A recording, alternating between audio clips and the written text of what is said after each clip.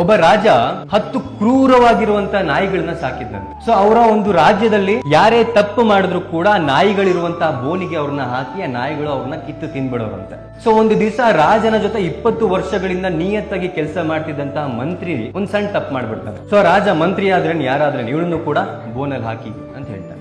ಆ ಮಂತ್ರಿ ಕಾಲಿ ಬಿದ್ದು ಕೇಳ್ಕೊಂತಾನೆ ಬಿಡಲ್ಲ ರಾಜ. ಆವಾಗ ಮಂತ್ರಿ ನನಗೊಂದು ಕೊನೆ ಆಸೆ ಇದೆ, ಆ ನಾಯಿಗಳಿಗೆ 20 ದಿವಸ ನಾನು ಅನ್ನ ಹಾಕ್ತೀನಿ, ಆಮೇಲೆ ನನ್ನನ್ನ ಸಾಯಿಸಿ.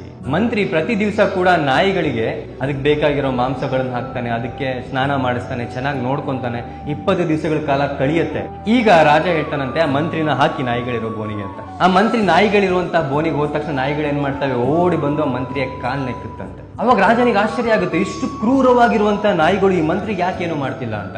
ಅವಾಗ ಮಂತ್ರಿ ಹೇಳ್ತಾನಂತೆ, ರಾಜ ನಾಯಿಗಳಿಗೆ ನಾನು ಬರೀ 20 ದಿವಸ ಊಟ ಹಾಕ್ದೆ, ಅಷ್ಟು ಕ್ರೂರವಾಗಿರೋ ನಾಯಿಗಳು ಮನಸ್ಸಿನ ಪರಿವರ್ತನೆ ಮಾಡ್ಕೊಂಡು ನನ್ನ ಕಾಲ್ ನೆಕ್ತಿದೆ.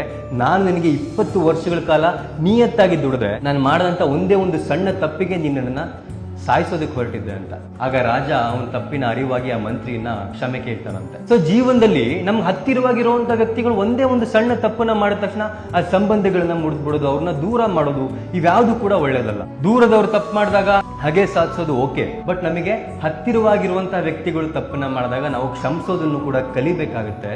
ಆಗ ಮಾತ್ರ ಸಂಬಂಧಗಳನ್ನ ನಾವು ಉಳಿಸ್ಕೊಂಡು ಹೋಗ್ಬಹುದು ಅನ್ನೋದು